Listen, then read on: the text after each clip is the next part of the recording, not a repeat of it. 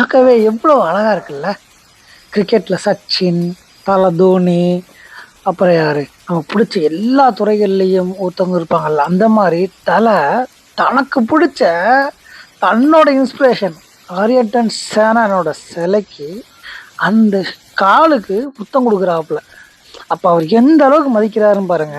அவர் முன்னாடி மண்டி போட்டு அவரை கடவுளா கும்புறாரு அப்படின்னா அவர் எந்த அளவுக்கு அவர் இன்ஸ்பிரேஷன் எடுத்திருப்பான்னு யோசிச்சு பாருங்க.